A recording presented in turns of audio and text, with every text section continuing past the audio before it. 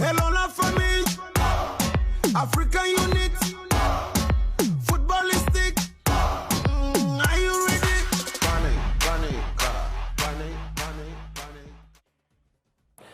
Mesdames, Messieurs, amis sportifs, bonjour et ravi de vous retrouver pour ce numéro de Focus Can, un numéro qui est consacré bien entendu aux rencontres d'hier de la Coupe d'Afrique des Nations et des matchs de football qui ont été plaisants dans l'ensemble. Pour en parler sur ce plateau, Marie-Paul Redombina, bonjour. Benny Banks, bonjour. Bonjour Aziz. Nous avons également sur ce plateau des représentants du 12e Gaïndé. C'est donc le nom des supporters de l'équipe nationale du Sénégal qui vont également prendre part à ce plateau. Bonjour. Bonjour. François Amégas, ancien capitaine de l'équipe du Gabon. Bonjour. Bonjour.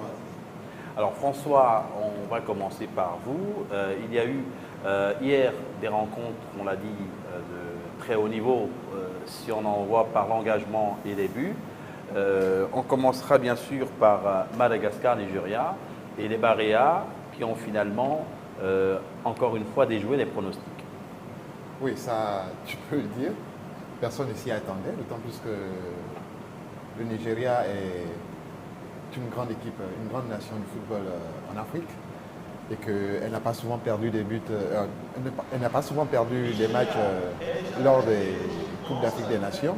Et là, ce fut le cas, et ce qui malheureusement a déjoué le pronostic de beaucoup de personnes. Les Baréas finissent premiers. Ils finissent premiers et pourraient avoir un morceau moins gros en huitième de finale. Oui, un morceau moins gros. François disait que certains n'y ont pas cru. Si, moi j'ai cru à ces Baréas-là. Peut-être pas un 2-0 face au Nigeria, parce qu'on savons tous que le Nigeria, c'est une grande nation de football. Mais moi, j'y ai cru. Les Baréas nous ont montré encore une fois de plus qu'ils ne sont pas venus là pour se balader. Ils sont venus là pour écrire l'histoire. On l'espère. Benny Banks, les Baréas ont quand même montré une grosse débauche d'énergie. Est-ce qu'après ça ne va pas se payer? Moi, je dirais non, parce que la lancée de l'équipe malgache est très bonne. C'est une équipe qui s'est très bien préparée pour cette Coupe d'Afrique. On a regardé les 3 rencontres de l'équipe de Madagascar. Elle nous a montré un très bon football. Au début, le sélectionneur malgache disait « Pour moi, j'ai gagné la Coupe d'Afrique derrière cette qualification ». Et vu les prestations, personne ne pouvait s'imaginer que Madagascar devait sortir du lot première devant le Nigeria. Franchement, c'est une belle prestation. Et lorsqu'on regarde la rencontre d'hier, c'est vrai que le Nigeria a fait tourner légèrement son effectif. Mais je dirais Madagascar a su épuiser le Nigeria en possession de balles, mais également avec un bloc bien installé. C'est vrai que nos amis sont là pour nous parler de cette confrontation des Lions de la Teranga ce soir, mais vous avez suivi la plupart des matchs d'hier. Comment vous avez trouvé cette équipe de Madagascar face au Nigeria? Elle a été tenace, redoutable? Oui, allez-y. Bonjour. Concernant la prestation de Madagascar, c'est une bonne équipe parce que nous avons eu à le jouer pendant les éliminatoires.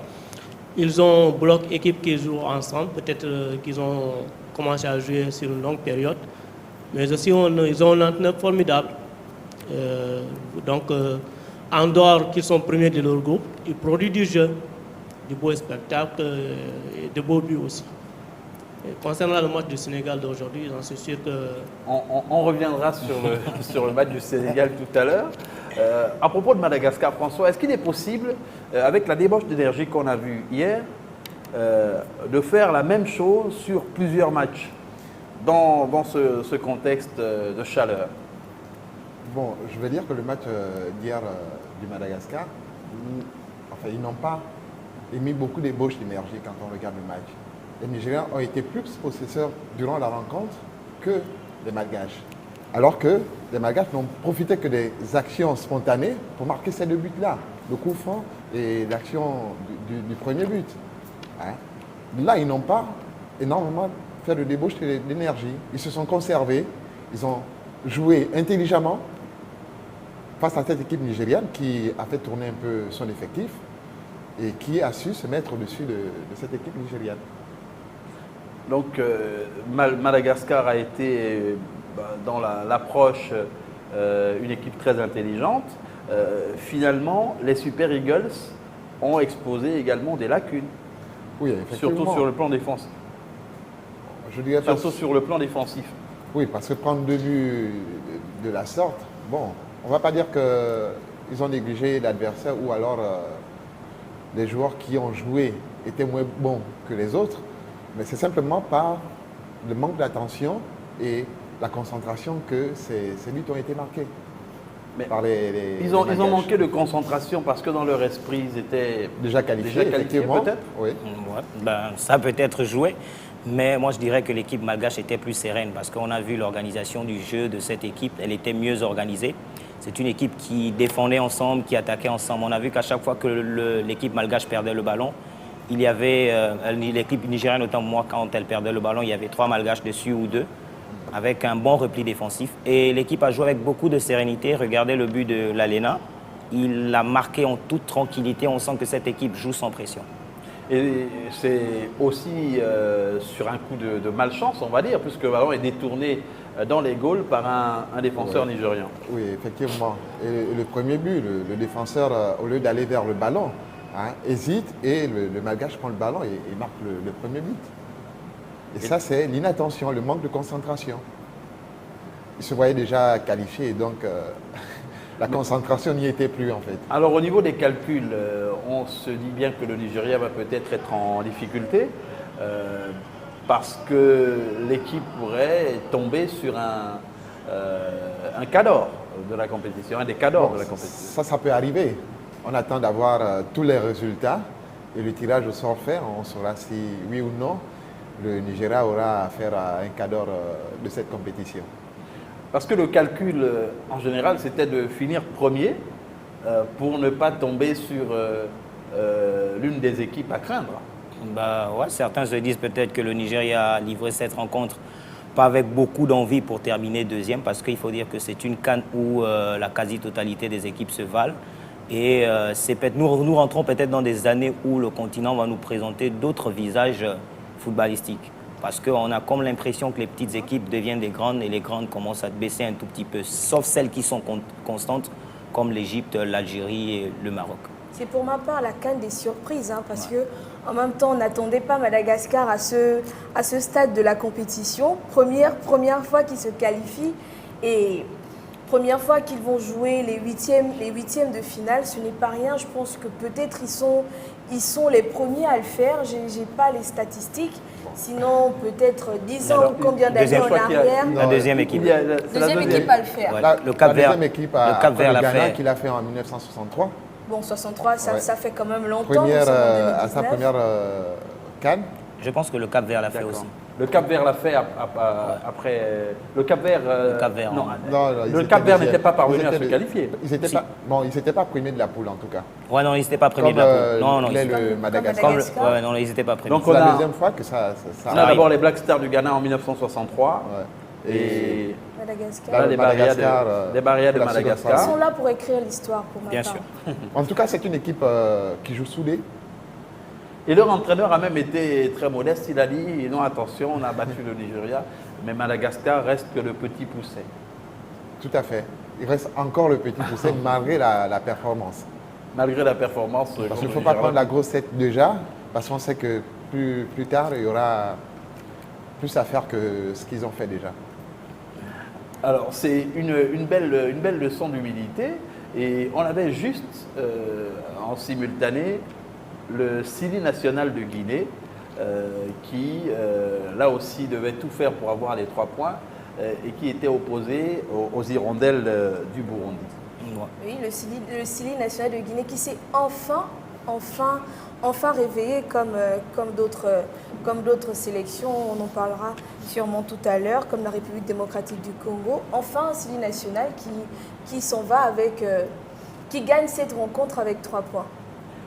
3 points, là aussi qui vont peut-être aider le Sili national à espérer finir parmi les meilleurs 3e. Mais on peut déjà dire que le Sili national est qualifié parce qu'elle a 4 points. Ouais. Elle a fait match nul lors de la rencontre. Ouais, mathématiquement, elle Madagascar. passe.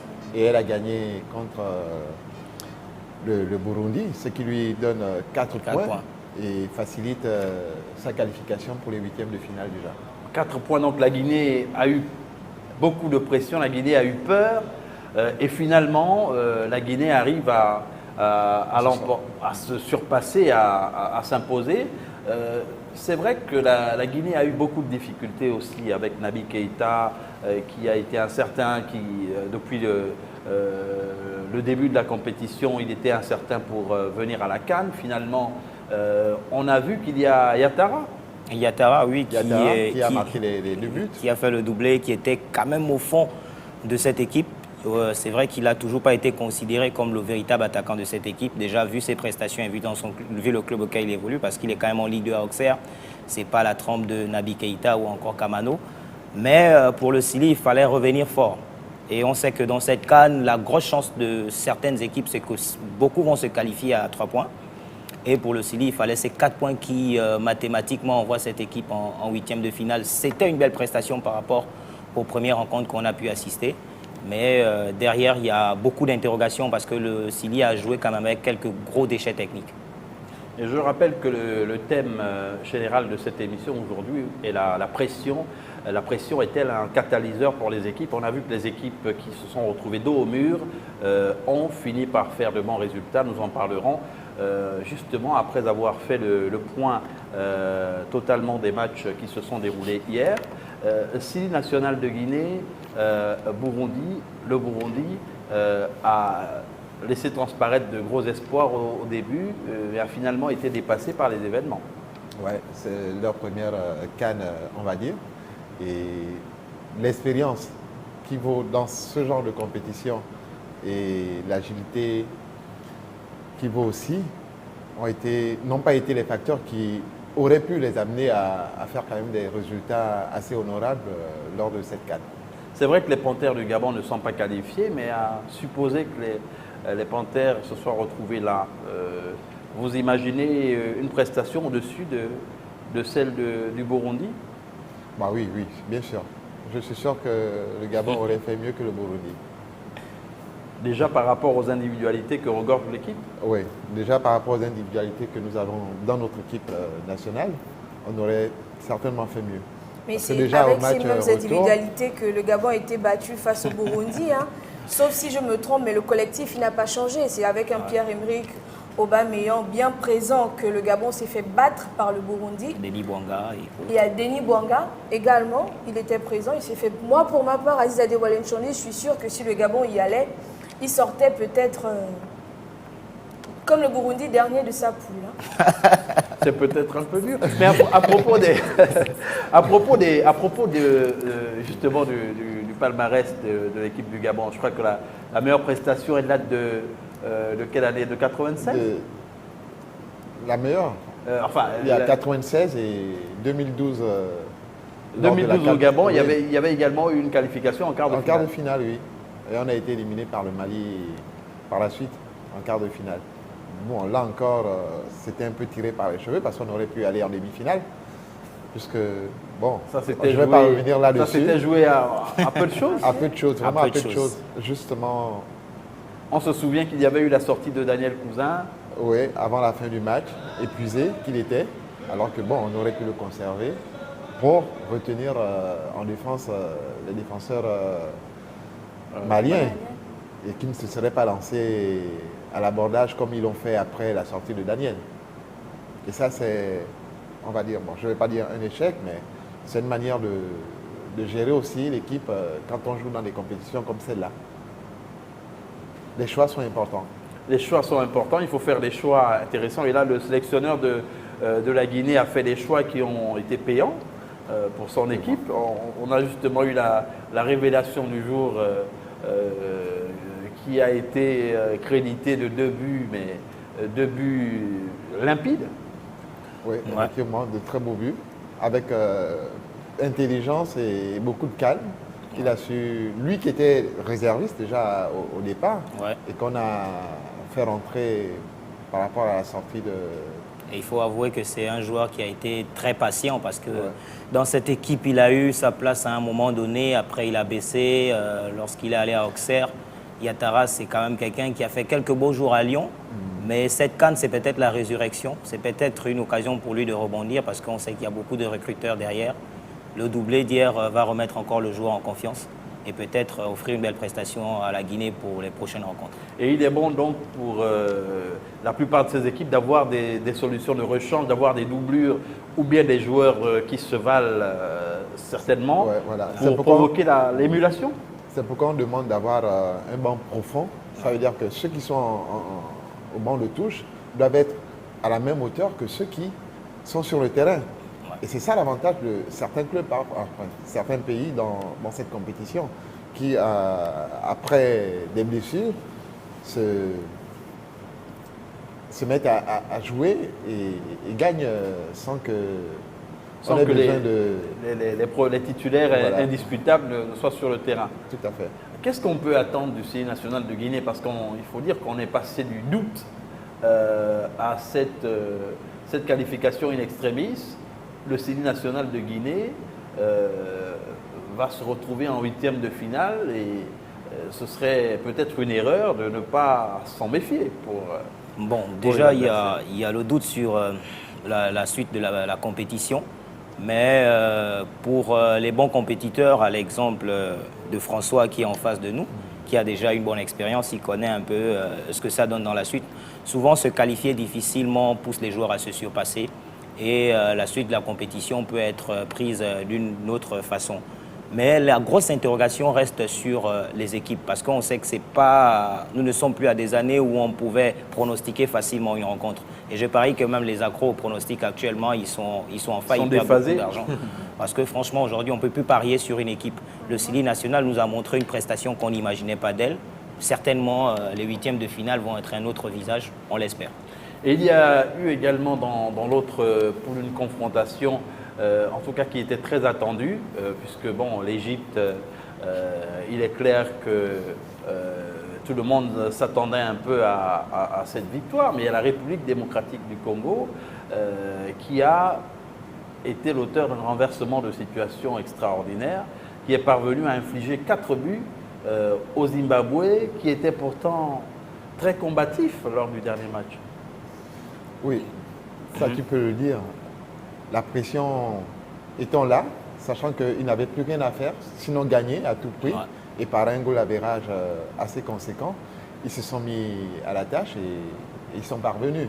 Bon, maintenant on va attendre les autres résultats pour voir si ils seront parmi les 4 péchés de cette CAN. Un peu dommage que l'on retrouve la République démocratique du Congo avec ce beau jeu-là qu'après un 3e match, quand on sait qu'ils ont eu 2 matchs où ils pouvaient faire de bons résultats, mais ils ne l'ont fait qu'à la fin. La République démocratique du Congo, justement, qui a infligé ce score aux Warriors le jour de la célébration de la fête de l'indépendance. Alors, c'est peut-être un signe? Peut-être un signe pour Florent Ibenge et ses poulains, mais ce 59e anniversaire d'indépendance leur a porté chance et bien aidé par le gardien zimbabwéen. Vraiment très bien aidé par le gardien zimbabwéen, mais ils n'ont pas raté de mettre des buts au fond et on l'a tous vu hier. Ils auraient pu en mettre beaucoup plus. Bien sûr, ils auraient pu en mettre beaucoup plus. Et puis d'entrée. Pour les Zimbabwéens, le gardien s'est blessé après le premier but et le suivant. En fait, et ensuite, on a eu comme pas une foire au but, mais. Et puis Chipé Zézé, il n'était pas. Des buts marqués qui étaient la faute du gardien. Moi, je dirais qu'il a contribué à. C'est pas normal. Oui, c'est vrai, il a contribué, certes, mais les Léopards en ont profité. En même temps, on vous donne l'occasion de marquer des buts. Vous les marquez comme vous pouvez, mais là, ce sera peut-être une question pour François. Moi, j'ai un petit peu été déçue par rapport à la prestation de Cédric Bakambu. Quand on a ce niveau de jeu-là et qu'on décide d'aller jouer en Chine, je reviens toujours sur ce thème-là en disant, pour moi, il était beaucoup maladroit au but. Quand on a ce niveau de jeu qu'a Cédric Bakambu, aller en Chine ne regrette pas sa capacité sur le terrain?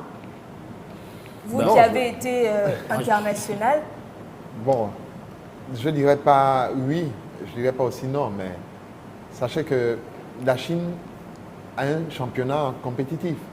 C'est vrai que les Chinois ne sont pas reconnus en tant que footballeurs extraordinaires, c'est vrai, mais il a fait plutôt un choix, Onéreux, pour ma part. Bien je sûr. dirais plutôt financier, Que sportif. Il a fait un choix financier. Arrivé à cet âge-là, parfois c'est ce que certains de nos joueurs font, et même ceux d'Europe, ils le font. Et puis ça apporte un peu d'expérience aussi aux Chinois. On a aussi un joueur gabonais qui est en Chine, Ndumbo. Et moi, j'ai... Qui ces derniers temps n'est plus appelé d'ailleurs en sélection. Je Oui, crois que c'est effectivement. peut-être lié à l'inconstance. Non, Ouais, mais c'est il là où n'avait je pas veux de club en pendant un venir. moment. Il n'y a pas de- Il n'avait pas de club pendant un moment. Et il jouait, je crois, en D2 en Belgique, ce qui n'était pas suffisant pour que... Et puis moi, je dirais que ça... de retrouver la sélection. Je dirais que ça faille pas beaucoup. Hein. De toute façon, quand tu es un compétiteur, tu es un gagneur, tu t'entraînes bien, que tu joues dans un championnat moyen, tu peux faire des bonnes prestations. Bakambu, la rencontre d'hier, on a vu qu'il a créé beaucoup de verticales dans le jeu, mais les coéquipiers n'ont pas compris parce qu'il faisait des bons appels de balles et le coéquipier donne la balle dans le côté à l'envers. Si ces joueurs avaient compris un peu ces appels de balle, je dirais que la RDC aurait gagné de beaucoup de buts, de peut-être 6-7 buts, parce qu'on a vu un peu les occasions ratées. Dans les derniers gestes, surtout pour les actions offensives, il y avait beaucoup de déchets, beaucoup de ratés de la part de la RDC. Et le championnat, c'est vrai qu'il est faible, mais ça interpelle. C'est vrai que pour garder le rythme, il faut quand même être dans un championnat plus Mais lorsque actif. la Chine est engagée dans les compétitions, notamment la Coupe du Monde, c'est une équipe qui n'est pas ridicule, qui est même physiquement difficile à jouer. Bien sûr. Parce qu'elles ont Maintenant, déjà ça franchi. dépend de la prestation du club. Il est dans un club qui joue presque pas les grandes compétitions, sauf l'année dernière, je crois que c'est Mais pour Beijing. dire que Beijing. le championnat, l'essentiel de l'effectif de l'équipe nationale de Chine, par exemple, est tiré de joueurs qui jouent dans le championnat local. Ils ont Bon. très peu de professionnels à l'extérieur. Oui, effectivement, il n'y a pas beaucoup de professionnels à l'étranger du côté des Chinois par rapport aux Coréens ou aux Japonais, où on trouve plus de professionnels à l'étranger que dans le pays même. Et donc, évoluer en Chine pour les footballeurs africains peut être considéré comme un handicap pour la suite, Ah non, pour pas leur tout à- prestation au sein des équipes. Parce que parmi les joueurs qui évoluent en Chine, on a peut-être dans l'équipe du Ils sont Nigeria. nombreux. On a Voilà, on Bassogor en a qui- quelques-uns dans qui l'équipe joue du en Asie, Nigeria. Bassogor. Il y en a d'autres également qui évoluent dans le championnat chinois. Oui, il y en a d'autres nationalités qui sont africains, mais qui pourtant, en équipe nationale, ont la même verbe que ce qu'ils ont habituellement. Ouais. Donc le problème, il se situe ailleurs. Moi, je dirais qu'il faut juste être prêt. C'est parfois l'état l'inefficacité. d'esprit. L'état Non. d'esprit peut-être. Ouais, c'est l'état Ouais, d'esprit. parfois Il faut être l'état prêt. d'esprit, l'état de Ouais. forme que peut avoir le joueur en jouant dans ce championnat. C'est comme dit François, c'est l'état d'esprit. On a vu Carrasco avec la Belgique, qui est performant avec la Belgique, mais qui joue en Chine. Donc il y a de nombreux joueurs. Maintenant, il faut être Ça, dans c'est un, relatif, faut être dans un hein, club, c'est un club qui relatif. joue, Voilà, le ça. championnat de que la zone, sinon- parce qu'ils ont une compétition à l'exemple de la Ligue des champions européenne qui regroupe un peu les meilleurs clubs d'Asie. Si votre club n'est pas convié, c'est clair que vous jouez seulement le championnat. Et, Est-ce que Igalo, le Nigérian, n'est pas en Chine? là, Si. Il est bien en pense- Chine. je Il pense a qu'Igalo fini est en Chine. meilleur buteur des éliminatoires avec 7 buts. Bon, il a également sorti mis à part le flop d'hier, son pays de pas mal de difficultés. Les joueurs qui évoluent en Chine, pour vous, ils peuvent être efficaces en sélection? Il faut bien être efficace, mais le niveau est relatif. Ça dépend de l'équipe et Ouais. du potentiel que vous avez. Comme tout dernièrement, lorsque l'ADC s'est sommé à quitter la Chine, les sélectionneurs internationaux, donc il est obligé d'aller limiter en Afrique. Mais si nous revenons en 2012, la Gambie qui a remporté la Coupe d'Afrique, moi je parle de compétition. Et nous savons bien que le championnat chinois est en degré supérieur au celui là où jouent les Gambiens et les Africains. Je pense que c'est relatif par rapport au groupe que vous avez et que le niveau d'équipe que vous avez en Et nous parlions tout à l'heure du thème de cette émission, du thème général, à savoir la pression est-elle un catalyseur pour les équipes? La pression a peut-être aidé aux performances de la République démocratique du Congo, de Madagascar. La pression, François, pour les équipes qui se retrouvent acculées, dos au mur, elle peut permettre de se surpasser?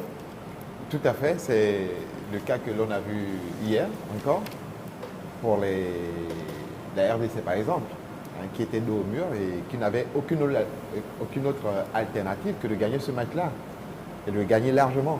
C'est ce qu'elle a fait, cette équipe de la RDC. La RDC, grâce à la pression, a pu marquer 4 buts. Bien sûr.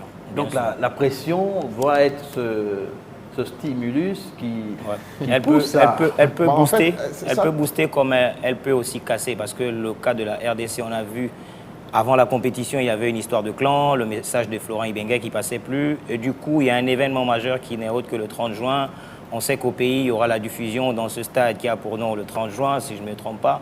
Et derrière, il y a une grosse pression. Il faut jouer, il faut se surpasser. Du coup, ça pousse l'équipe à se surpasser. On a vu la rencontre d'hier. Les Congolais ont dit, bon, on va mettre les égos de côté, on pense au drapeau. C'est une pression. La prestation d'hier était bonne. C'est l'exemple du Bénin qui avait la pression en se disant qu'ils arrivent en CAN pour faire une meilleure prestation. Le Bénin rentre avec un nul qui est considéré comme une victoire et du coup ça met les joueurs sur un nuage, ils ont oublié la CAN, le deuxième match a plongé encore le Bénin dans le doute, donc la pression peut booster comme ça peut aussi casser. La pression, elle est utile pour vous? Je pense que ce n'est pas la pression qui est utile, mais c'est l'état d'esprit Ouais. de chaque équipe. Parce que la pression, elle est là vu que l'équipe est venue pour participer à un tournoi et elle a un objectif. Et cet objectif-là, elle devrait l'atteindre. Maintenant, c'est à différents niveaux et ça dépend aussi des équipes. Elle peut être positive comme elle peut être négative, mais elle est toujours là. Il y a beaucoup de facteurs qui rentrent en conséquence, que ce soit le public, que ce soit les objectifs que l'équipe s'est fixés. Et dans les phases de préparation, par exemple, vous êtes justement en compétition, vous avez perdu 1 ou 2 matchs, il faut absolument se qualifier. Et là, on va revenir sur le cas du Gabon et qui avait obtenu sa qualification à l'arraché. Je crois que c'était un coup franc en 2012 de Manango Zita. Vraiment quelque chose d'inespéré. Là aussi, c'est, on va dire, la pression et la responsabilité qui a pesé sur les épaules du joueur qui avait été le facteur déterminant. Bon, dans ce cas, je ne dirais pas qu'il y avait de la pression à ce moment-là. Parce que quand Zita prend le ballon et décide de le tirer, il le fait de bon cœur. Mais on le voit Il n'a aucune semble-t-il prier, pression à ce il, dit- moment- non, il il n'a semble aucune dire pression. une prière quand même avant d'y aller. Il n'a aucune pression à ce moment-là. Parce que je le connais et je l'ai vu jouer et on a joué ensemble aussi. Et c'est un garçon qui est simple et qui ne joue pas avec la pression. Justement, pour le cas de cette compétition dans laquelle on est, c'était simplement une image pour montrer que la pression, elle peut aider, comme elle peut être en défaveur des équipes. Tout à fait. On voit que dans la Coupe d'Afrique des Nations qui se déroule actuellement, il y a eu pour les matchs qui se sont déroulés hier et peut-être pour d'autres confrontations aussi, ce facteur pression qui a été dans pas mal de cas une sorte d'élément déclencheur, Marie-Paul. Oui, moi je reviens encore sur la République démocratique du Congo pour parler de pression parce que quand on fait 2 matchs sans avoir marqué aucun but, on a une pression la pression pour moi elle pèse déjà sur l'entraîneur, elle pèse également sur les joueurs pour ne pas venir à cette compétition-là et sortir de là avec une défaite sur les 3 rencontres. Donc je pense que la pression, pour ma part, cette fois a été un catalyseur pour cette équipe de la République démocratique du Congo. Toujours pour parler de pression, quand on regarde le Petit Poucet, ils n'ont pratiquement, si je peux le dire, rien à prouver. Ils viennent dans la compétition pour la première fois. Il y a une pression qui pèse sur eux, ils veulent bien faire. Ils veulent montrer que Madagascar est là. Madagascar a peut-être pas des joueurs connus, pour certains, mais Madagascar a un bon collectif, un collectif qui peut aller loin dans cette compétition-là. Donc même en étant le Petit Poucet, on a cette pression qui est sur nous, la pression de dire qu'on doit montrer qu'on est là et on doit montrer qu'on peut faire et qu'on peut bien faire. Et dans la préparation des équipes, François Amégas, comment est gérée la partie préparation psychologique pour ce type de compétition, par exemple? Bon, Quels je sont sais les pas. éléments que l'on doit intégrer dans un staff pour permettre de booster psychologiquement les joueurs? Bon, il n'y a que la forme, d'abord au départ, mais aussi le discours de l'entraîneur et des dirigeants aussi, y compris. Mais le tout est de ne pas mettre la pression sur les joueurs. Laisser les joueurs jouer simplement avec leur état d'esprit, s'exprimer et faire le résultat qui leur est demandé. Parce que les joueurs, même sans la pression, ils savent ce qu'ils doivent faire. C'est tout simplement l'état d'esprit que ces joueurs vont avoir sur le terrain qui déterminera le résultat à la suite. Mais maintenant, la pression, c'est vrai qu'elle peut exister, mais on ne doit pas la mettre au devant pour avoir un résultat. Parce que sinon, on passe à côté. Mais François, sans vouloir vous interrompre, quand on a Madagascar-Nigeria, je pense que le Nigeria, et je pense que c'est ce qui s'est passé hier, le Nigeria va dans un état d'esprit, le Nigeria est serein. Parce que le Nigeria a qui devant lui? Le Nigeria, Madagascar. Et Madagascar, c'est une pression pour eux parce qu'ils ont en face d'eux le Nigeria. Le Nigeria, ce n'est pas une petite sélection. Le Nigeria, collectif, ça va. Individualité, ça va. Pendant que Madagascar, comme je le dis, je le répète, ce n'est que le petit poussé. Donc je pense que là, il y a une pression pour cette jeune équipe-là. Peut-être pas pression par rapport aux dirigeants. Les dirigeants ne mettent aucune pression sur eux. Mais sur les joueurs, face à eux, il y a le Nigeria. Le Nigeria, c'est une grosse sélection, ce qui met peut-être une pression éventuelle sur les joueurs. Et le statut de petit poussé est d'ailleurs revendiqué par l'entraîneur de Madagascar qui Bien dit, sûr. malgré la victoire, nous restons Madagascar, le petit poussé de la compétition. Il a toujours dit été. dit de cette manière, bon, il est humble, l'entraîneur. Mais quand on est sur le terrain et qu'on sait qu'on joue contre un grand, on se surpasse. On n'a pas de pression. Au contraire, on est même plus relâché et on joue sans complexe. On joue le plus facilement possible et c'est simplement l'état d'esprit que l'on amène, comme ce que les Malgaches ont mené hier. C'est-à-dire ne pas laisser les Nigérians jouer. Ils n'ont à aucun moment laissé les Nigérians jouer. Ils étaient au ballon à chaque fois avec beaucoup de niaque. Mais ça, ce n'est pas la pression, c'est simplement l'état d'esprit qu'ils ont manifesté pendant ce match et qui a fait en sorte qu'ils aient gagné ce match-là. Et pour gérer ça, derrière, il y a le discours, il y a aussi les hommes. Certaines nations aujourd'hui travaillent avec un préparateur mental, quelqu'un qui est là pour booster le mental des gars. La preuve, c'est Madagascar. Dupuis, il a toujours dit, on va en Cannes, je ne suis pas le meilleur sélectionneur, je reviens de National 2, mais on pourra s'asseoir sur le continent. Regardez les prestations aujourd'hui. Et il a dit à ses joueurs, on est qualifié, je ne suis pas le meilleur des sélectionneurs. Vous également, vous pouvez être les meilleurs du continent. Donc c'est des petites paroles, mais qui peuvent booster également un moral et peut-être changer ce coup de pression que l'équipe a en fonction de l'adversaire. Parce que pour moi, on se dit en face, il y a les Super Eagles, qu'est-ce qu'on fera? Mais on se booste. Donc ça peut booster comme ça peut également détruire le moral, la pression. Détruire le moral, on peut avoir une équipe trop forte en face et se dire, écoutez, il n'y a rien à faire, on va certainement se faire écraser. Bon, en fait, dans de telles compétitions, il ne faut pas avoir cet état d'esprit. Il faut aller avec l'état d'esprit de gagneur qui fera en sorte que vous vous surpassiez pour battre l'adversaire, quelle que soit la nature de l'adversaire. Et ça, tous les pays, en fait, tous les joueurs doivent l'avoir. Ouais. C'est pourquoi, pour nos joueurs, on demande d'avoir cet état d'esprit, c'est-à-dire de gagneur.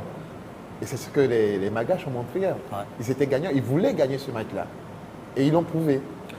C'est un thème très Et pour le gérer, intéressant. c'est une très bonne chose sur le continent parce que beaucoup de nations ont compris qu'il faut travailler avec des anciens. On voit un peu dans la majorité des équipes nationales qu'il y a des anciens qui sont là, certes n'ont pas un rôle approprié, mais sont là pour booster. On a vu le cas du Mali avec Frédéric Kanouté, la Guinée avec Kabadi Awara. Voilà, donc le Mali, la RDC, Chabani Nonda, c'est des gars qui sont là pour parler avec les joueurs. C'est un peu la différence chez nous où il y a ces gars-là, ils sont pas souvent impliqués, mais alors qu'ils peuvent booster parce que c'est des exemples sur les prestations et ces joueurs-là, ils sont jeunes. Hein. Nous allons vous proposer de voir justement l'homme du match. pour ce qui a été de la confrontation République démocratique du Congo, Warriors du Zimbabwe.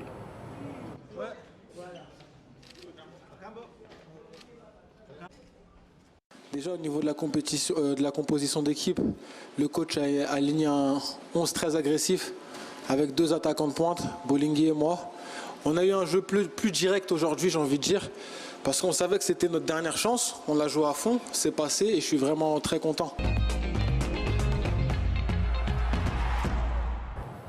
Cédric Bakambu, homme du match malgré tout ce qu'on peut lui reprocher. Bah, il a fait un beau match, il a marqué un très beau but et il a su amener ses gars à la victoire. Par l'état d'esprit, parce qu'il le dit là, l'état d'esprit. Hein. Ils ont voulu gagner ce match-là et comme des chiens, ils n'ont pas fait le cadeau à cette équipe. Bon, des chiens, bah, pas dans le sens péjoratif, mais dans le sens de l'agressivité. Ils avaient beaucoup de hargne. Ils en voulaient beaucoup hier. Ils n'ont rien lâché et on les a vus justement ne rien laisser à l'adversaire. Peut-être au match précédent. Ils auraient dû faire la même chose aussi au match précédent. Bon, malheureusement que ça n'arrive que maintenant. Espérons que ces 3 points leur permettront de se qualifier. Et il y a eu en simultané les pharaons d'Égypte justement face à l'Ouganda. C'était une simple formalité.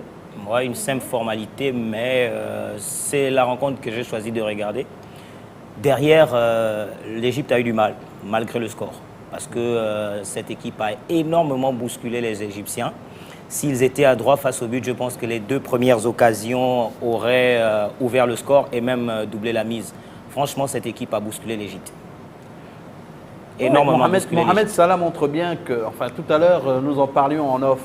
On a le sentiment qu'il marque sans faire d'effort. Vous m'avez repris en disant non. Marquer, ça exige des efforts. Oui, effectivement. Quand on marque un coup franc, ça ne vient pas par hasard. Et c'était si le coup franc est détourné par un joueur dans le mur et que le gardien est trompé. Oui, ça c'est du hasard pur.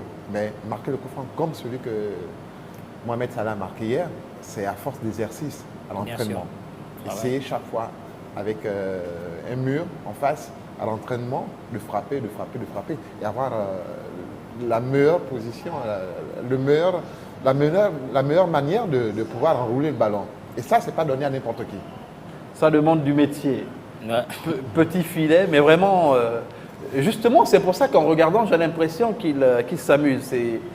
C'est travailler à l'entraînement et souvent après les séances d'entraînement collectif, il y a ces petits jeux entre joueurs et pour lui, il a vu que c'est une bonne position dans laquelle peut-être pendant ses trainings, il a pour habitude de planquer les ballons au fond. Et ils ne sont pas nombreux ceux qui marquent les coups francs dans les matchs. C'est simplement parce qu'ils travaillent beaucoup après l'entraînement là-dessus. Ouais. Ils travaillent beaucoup sur les coups francs. Donc c'est clair qu'on a affaire à une équipe qui est parée, qui est tout à fait prête. Au compteur également, on retrouve un Mohamed Salah qui est à 2 buts. Oui, effectivement, 2 buts. Mais il faut dire que les 15 premières minutes, l'Égypte n'a pas eu une seule occasion. Un seul tir au but pendant cette rencontre. Les Ougandais se sont motivés, se sont mis à la hauteur de ne pas perdre ce match. C'est l'état d'esprit qu'ils ont eu au début de la rencontre. Sauf que cet état d'esprit-là n'a pas pu être maintenu jusqu'au bout. Simplement parce que, bon, les facteurs du football que l'on connaît amènent des situations qui font que, bon, la débauche d'énergie que l'on peut avoir donnée pour avoir un résultat, après qu'on ne l'ait pas obtenu, il y a une petite déconcentration qui arrive et qui fait que, bon, on fasse une erreur et puis après et Mohamed Salah qui aurait pu justement faire un doublé, on le voit sur cette action qui se retrouve face au gardien ougandais et là qui n'arrive pas à... Tu vois, cette action ratée là, si il la met au fond, franchement c'est un super but. Et c'est ce genre d'action qui peut parfois décourager un groupe parce que ça a été répétitif. Donc à la 30e minute et à la 34e minute, 2 occasions comme ça face à l'Égypte, on ne s'amuse pas. Et en Coupe d'Afrique, une occasion ratée, ça ramène au manque de concentration. Ils n'ont pas des tueurs en fait, ils n'ont pas un véritable tueur, mais c'est une bonne équipe. C'est une très bonne équipe. En tout cas, une équipe de l'Ouganda qui a été renvoyée à... On ne sait jamais, peut-être qu'elle va être repêchée, mais elle Elle a pourrait... 4 points. Elle a 4 points. l'Ouganda est Donc elle est assurée même en cas de match nul ou défaite. elle est l'Ouganda assurée de passer. finir parmi les meilleurs, Ouais. meilleurs troisièmes. Bien sûr. Ouais.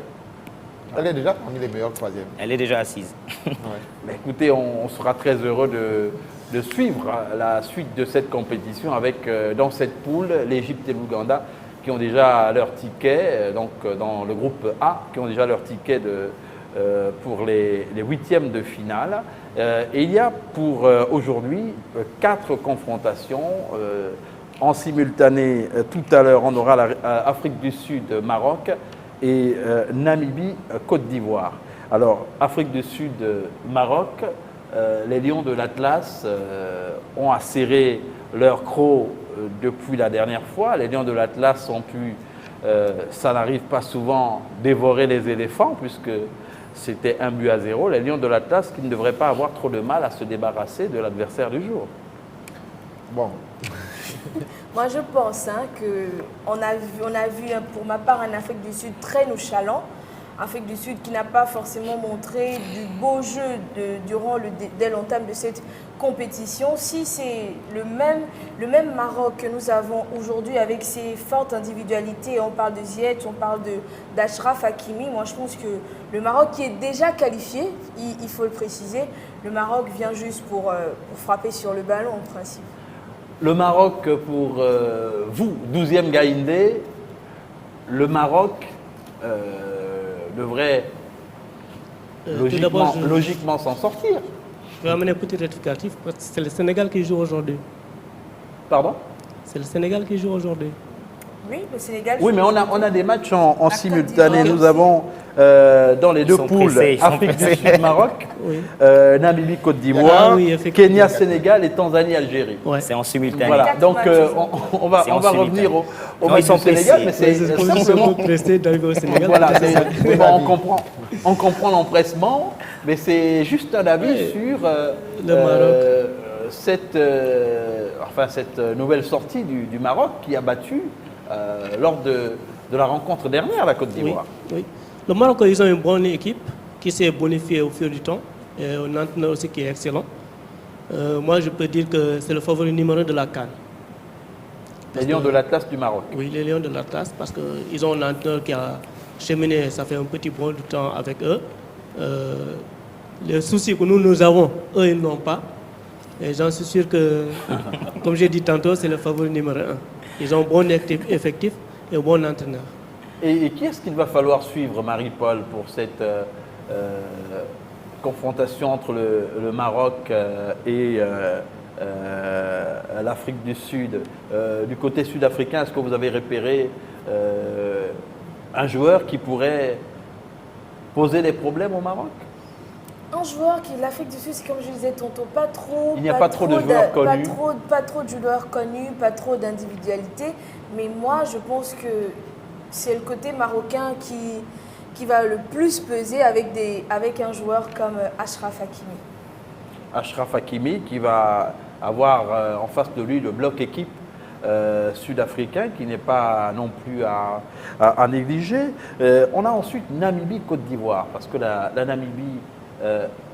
Namibie est quasiment, on va dire, sortie de la compétition si on s'en tient aux résultats des premiers matchs.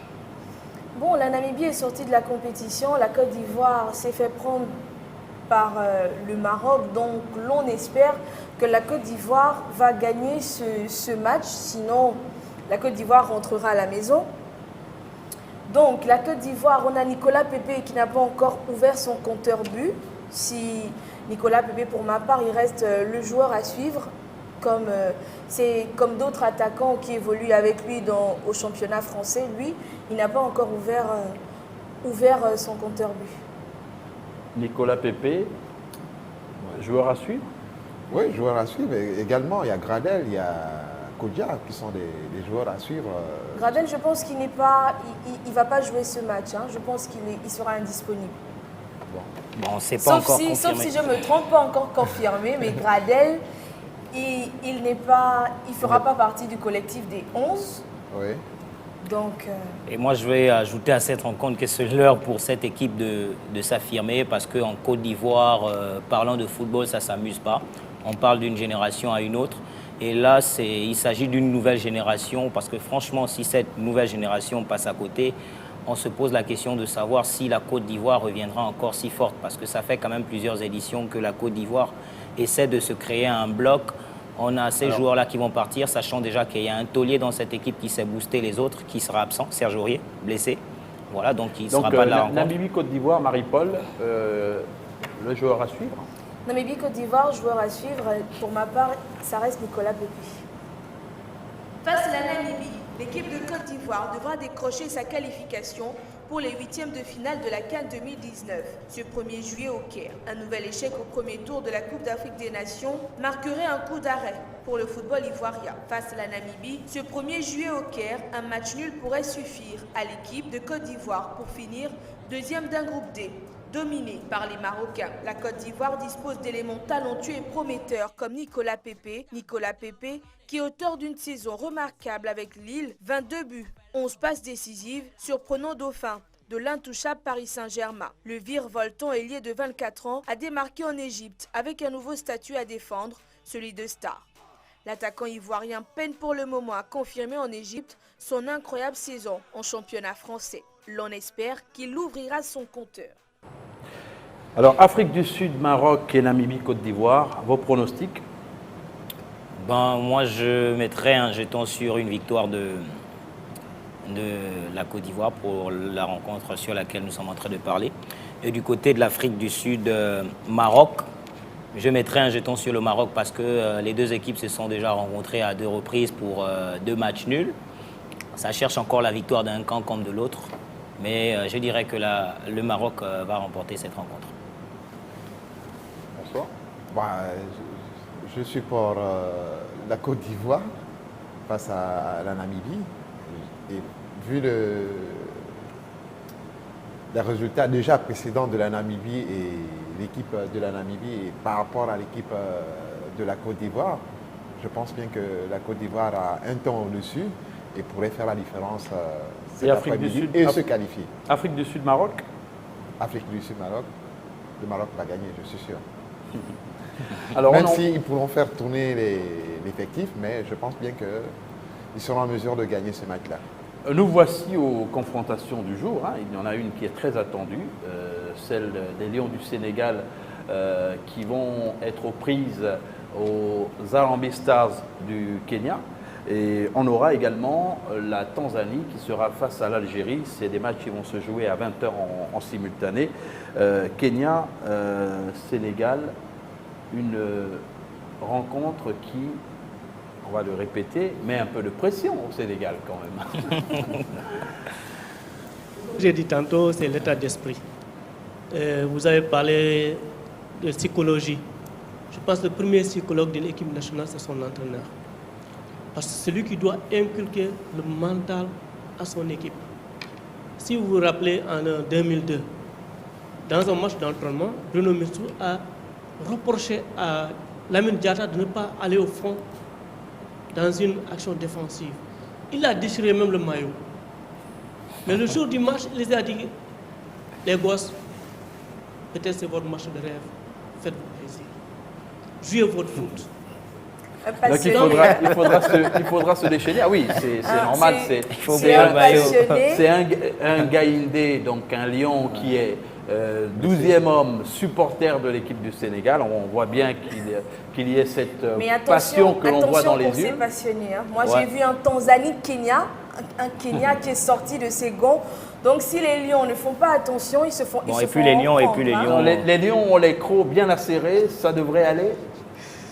Non, bien sûr, nous allons gagner ce match. Comme je dis tout dernièrement sur votre plateau, j'ai dit l'objectif du Sénégal, c'est de remporter la CAN. Ce n'est pas juste passer les 8e de finale.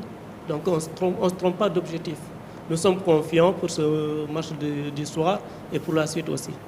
Et le joueur à suivre, Marie-Paul, pour cette rencontre? Le joueur à suivre s'appelle Victor Wanyama, le Kenyan titulaire à Tottenham. On va dans l'élément et puis on revient tout juste après. Alors, Victor Vous avez dit Onyama. Wanyama. Mais il a un nom qui ressemble à celui de l'ancien gardien des Super Eagles qui s'appelait Enyama. Enyama. Voilà. À la différence, lui, ça s'écrit avec un W pour le Kenya. D'accord. Donc, Il faut dire qu'en même temps, c'est le seul. Le Kenya fait partie aussi de ces équipes-là qui n'ont pas de fortes individualités. Il est le seul, sauf si je me trompe, à jouer en Europe, contrairement à ses coéquipiers. Il joue à Tottenham, il faut le dire. Tottenham, c'est un grand du championnat anglais et il est titulaire avec son club. Tottenham qui avait perdu la finale. De la Oui, Ligue des de Champions. la Ligue des Champions. Voilà. Bah, Au écoutez, terme d'une rencontre totalement débridée, le Kenya est venu à bout de la Tanzanie 3-0. Un résultat qui lui permet de continuer à croire en ses chances de qualification pour les huitièmes de finale de la CAN 2019. Un match de tous les risques puisque les Sénégalais n'auront pas le droit à l'erreur. Le perdant du duel avec 3 points au compteur n'aurait aucune certitude de figurer parmi les meilleurs troisièmes. Un match important contre le Kenya. Après sa défaite face à l'Algérie dans le groupe C de la CAN 2019, le milieu de terrain de Tottenham, Victor Wanyama, est celui qui fera sûrement la différence au cours de cette rencontre qui s'annonce d'ores et déjà athlétique. Victor Wanyama devient en 2003 le premier Kenyan à évoluer en première ligue anglaise en signant à Southampton. Avant de s'engager en 2016 avec Tottenham, Wanyama fait l'unanimité en Angleterre. Le Kenya, c'est la 151e nation au classement FIFA. Elle aura bien besoin de son meilleur joueur. C'est un leader hors pair, a expliqué le sélectionneur Sébastien Migné. Kenya-Sénégal, vos pronostics? Kenya-Sénégal. Il ne faut pas se laisser prendre par le jeu du Kenya non plus. Bon, moi je vais dire un 2-1 en faveur du Kenya. Là, vous faites trembler le deuxième Je vais dire un Gaïndé. 2-1 en faveur du Kenya. Parce qu'en même temps, si on regarde le jeu qu'a produit le Kenya face à la Tanzanie, c'était plutôt houleux. Ils se sont séparés sur un score de 3 buts à 2. Alors, Donc, le pronostic du deuxième Gaïndé? Du côté des statistiques, nous n'avons jamais perdu contre le Kenya. Ça, Et c'est d'autant une bonne plus, comme nouvelle. je disais tantôt en hors antenne, Aliou Cissé, c'est un entraîneur qui se rectifie très difficilement. Mais je pense que cette fois-ci, il a tiré les leçons et que nous allons avoir sur le terrain la meilleure équipe possible du Sénégal avec des réajustements par rapport aux déchets que nous avons connus pendant les 2 matchs de la Le CAN. score? Le score, ce sera 3-0 pour le Sénégal. François? Ah oui, allez-y, vous avez Oui, votre pronostic bon, également. moi plutôt, je ne ferai pas de pronostic, mais plutôt un vœu. Je veux que le Sénégal remporte cette match avec une large victoire. Oui. D'accord, on a noté, on espère que votre vœu sera exaucé. François, votre pronostic sur ce match? Bah, je vois plutôt un match nul entre ces deux équipes. Vu que le Kenya s'est surpassé et qu'elle a en face d'elle, c'est vrai, une équipe assez forte avec de fortes individualités. Bon, 50-50 pour moi. 50-50, écoutez. Il y a aussi dans l'autre confrontation, dans le groupe et à la même heure, Tanzanie-Algérie. Tanzanie-Algérie, bon, les Tanzaniens, je crois qu'ils ont déjà fait leur sac pour rentrer au pays. C'est une rencontre jouée d'avance pour moi sur cette Coupe d'Afrique. L'Algérie est l'équipe qui m'a le plus présenté un superbe jeu, déjà dans les individualités, dans le collectif. Franchement, cette équipe ira loin dans cette compétition. Et vu l'adversaire qu'il est en face, certes, Belmadi va faire tourner, mais je dirais qu'il y a une victoire de l'Algérie. Et Sans forcer. Il y a un homme à suivre. Sans forcer. Et je veux ajouter que certainement Andy Delors sera titulaire d'entrée. Donc il a envie de tuer. Il y a un homme à suivre pour... oui, un homme à suivre. Là, contrairement, moi, je pense que la Tanzanie aura peut-être envie pour ce dernier match de mettre des buts. Sauver les meubles. De mettre des buts et peut-être pas, pourquoi pas faire comme Madagascar, ravir la vedette à l'Algérie. Donc le joueur à suivre sera Zouva. Et puis à côté du Kenya, on a la Tanzanie qui signe son retour sur la scène continentale après 39 ans d'absence, a complètement raté ses débuts en concédant 2 défaites de suite. Elle devra donc s'imposer ce lundi face au poulain de Djamel Belmadi. Simon Souva est l'homme à suivre au cours de cette confrontation. L'attaquant de Diffé Jadida va tenter de gagner ce match, même si la mission sera compliquée. Les deux sélections se connaissent parfaitement pour avoir déjà joué l'une contre l'autre auparavant. Deux équipes qui se connaissent très bien. Oui, deux équipes qui se connaissent très bien, la Tanzanie et l'Algérie. Mais moi, je pense quand même qu'avec avec cet attaquant-là, la Tanzanie peut créer des frayeurs à l'Algérie, même si on sait que l'Algérie est déjà bien partie dans la compétition.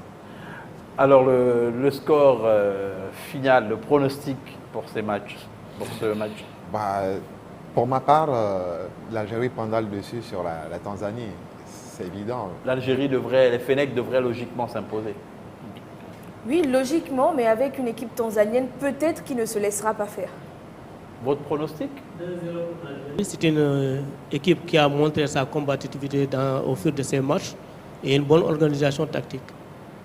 L'Algérie, disciplinée tactiquement, on l'a dit, l'une des meilleures équipes de la compétition sur le terrain, dans le comportement, mis à part on va dire cet excès d'agressivité parfois qui pose des questions, mais bon, l'Algérie s'est imposée comme l'une des meilleures équipes sur le terrain depuis le début de la compétition. Nous avons retenu vos pronostics en espérant que pour les Gaïndés qui nous ont fait l'honneur d'être sur ce plateau aujourd'hui, eh bien, les choses se passeront bien et que le score sera à l'avantage du Sénégal. 3-0. 3-0, on reste sur ce pronostic. Et nous allons... En fait, même en cas de match nul, le Sénégal sera toujours qualifié. Bon, on espère 3-0 pour le bonheur des Gaïndés. Le seul souci, nous pouvons passer avec un match nul, mais avec le risque de croiser un gros morceau en huitième de finale. Et les grands joueurs nous avons déjà remporté la coupe, quel que soit l'adversaire, ça ne nous inquiète pas. Les grands joueurs sont toujours attendus au tournant, donc Mané va faire quelque chose. C'est bien noté. Le Sénégal qui, selon le 12e Gaïndé à Libreville, devrait l'emporter par 3-0. Et nous allons nous séparer sur les buts de la veille. Les buts, il y en a eu. Des buts somptueux, notamment le coup franc de Mohamed Salah et bien sûr celui du Malgache dévié dans les goals par un Nigérian et bien d'autres buts. On a aussi celui de Cédric Bakambu. En tout cas, il y a eu une pléthore de buts qui sont très plaisants à regarder. On vous donne rendez-vous pour demain, même heure, même chaîne, de 14h à 15h sur Label Radio et Télévision, votre chaîne panafricaine internationale. Au revoir.